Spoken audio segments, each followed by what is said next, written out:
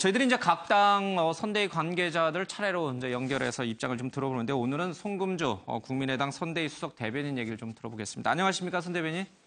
네, 안녕하세요. 송금주입니다. 예. 뭐 어제 TV 토론회 지켜보셨을 텐데 짧게 우리 손 대변인께서는 어떻게 보셨어요? 네, 뭐 정책 토론으로 나갔어야 됐는데 뭐 다섯 분들이 다 좀 아쉬운 부분이 있었고요. 다만 저희 당 또 안철수 후보 앞으로 계속 제기됐던 박지원 상환 논쟁이라든가 또 뭐 민주당 발로 보이는 가짜 뉴스의 문제점, MB 아바타론 이런 부분들에 대한 논의를 종지부를 찍을 수 있는 계기는 되었다고 생각합니다.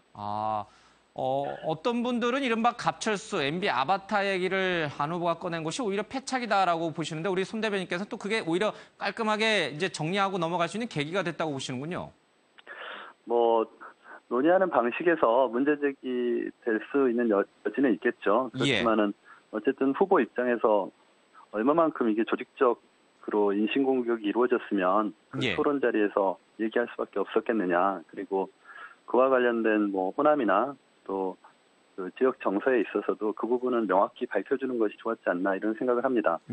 오히려 다만 이제 이 토론과 관련해서 좀 문제 제기가 필요한 부분은 그 검증과 관련된 부분, 뭐 불법 취업 의혹이라든가 이런 부분에 대해서 그 답변에 대한 재반박이 허용이 안 됐기 때문에 문재인 후보 같은 경우는 상당히 그 이득을 본 셈인 것 같습니다. 그러니까 뭐 교문이나 이런 환노위 상임위 개최와 관련해서도 전혀 답을 안 하고 처음엔 넘어갔고 또 뭐 검증과 관련해서 안철수 후보나 하시죠 이런 취지로 답변을 해도 그 부분에 대한 재반박이 되지 않는 그런 룰에 조금 문제가 있지 않았나 이런 생각을 하고 있습니다. 어제 박지원 대표 얘기도 나왔습니다만 오늘 중앙신문도 많이 그 얘기를 다루고 있습니다. 지금 박지원 대표가 있는 것 자체가 안철수 후보의 지지율 하락의 근본 원인이 아니냐. 따라서 박지원 대표가 이 선으로 후퇴해야 되지 않겠느냐. 시간의 문제다. 사태는 기정사실이다. 이런 얘기들이 쏟아지고 있는데 실제로 그렇습니까? 글쎄 뭐 캠프 내에서는 그런 얘기는 그렇게 크게 나오지 않고요. 또 박지원 대표가 어제 뭐 안철수 후보가 대통령에 당선되면 임명직 공직에는 진출하지 않겠다는 입장을 명확하게 밝혔습니다. 그리고 제가 아는 안철수 후보는 뭐 박지원 대표의 의견에 이렇게 휘둘릴 그런 사람은 아니고요. 또 캠프의 분위기, 당의 분위기 자체가 어느 한 사람이 이렇게 상황론으로 제기되는 그런 영역이 아닙니다. 저희 내부적으로는 왜 그런 문제들이 자꾸 회자되느냐. 그래서 이것 또한 좀 조직적으로 상대 측의 선거운동의 일환이 아닌가 이렇게 생각을 하고 있습니다.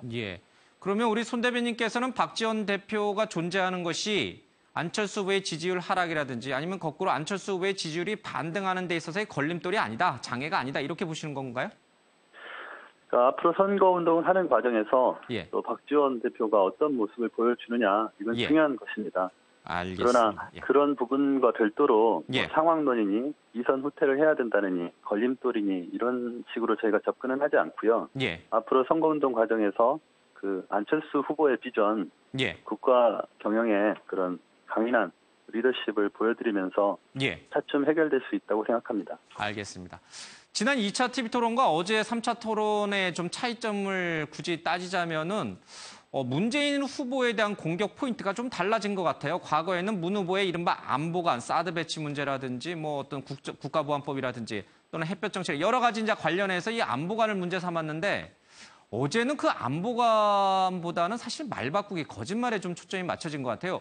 왜 그런 건가요? 안보관을 건드리면은 국민의당도 유리하지 않다라는 분석 때문인가요? 저희가 어제 그 미래 비전 선포를 했습니다. 그래서 이번 선거의 기조가 단순히 보수 진보의 영역이 아니고 좌우의 해묵은 논쟁이 아니다. 지금은 과거에 묶일 것인가 미래로 갈 것인가를 선택하는 선거다. 이런 입장입니다.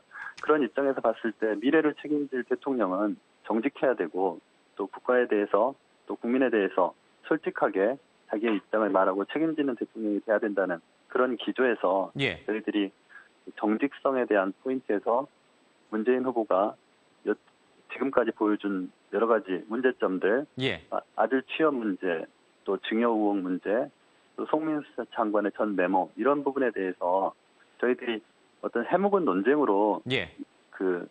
이 논의가 있어서는 안 된다. 이 부분은 미래에 대한 논의로 바뀌어야 된다는 입장으로 말씀을 드린 거고요. 예. 그 부분에 대해서 저희들이 계속 제기를 하면 문재인 후보 측에서 깔끔하게 이렇게 밝혀주시고 그 논의를 끝내주셔야 되는데 어제 토론에서도 보셨지만 그런 문제 제기에 대해서 답을 안 하시는 경향이 있습니다. 그냥 다른 걸로 넘어가 버리시거나 아니면 권위적으로 그 질문 자체를 끊어버리는 그런 예. 태도를 보이셔서 그런 부분이 안타까웠습니다.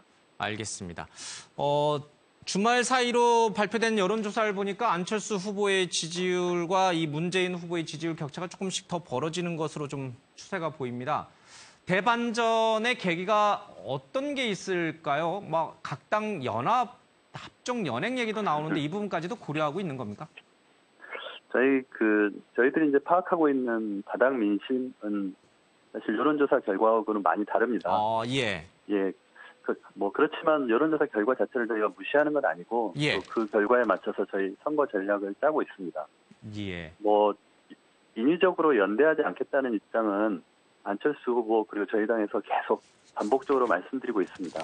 예. 앞으로도 국민이 선택하는 국민들에게 맡기는 몫이지 그 부분에 대해서 정치권에서 이 선거판을 저희들이 인위적으로 예. 연대나 합종 연행을 모색하는 그런 태도를 취하지는 않을 것입니다. 알겠습니다. 네, 오늘 말씀 잘 들었습니다. 고맙습니다. 네, 감사합니다. 예, 송금주 국민의당 수석 대변인의 얘기를 좀 들어봤습니다. 다음 시간에 또 다른 당 후보 얘기를 관계자 얘기를 좀 들어보겠습니다.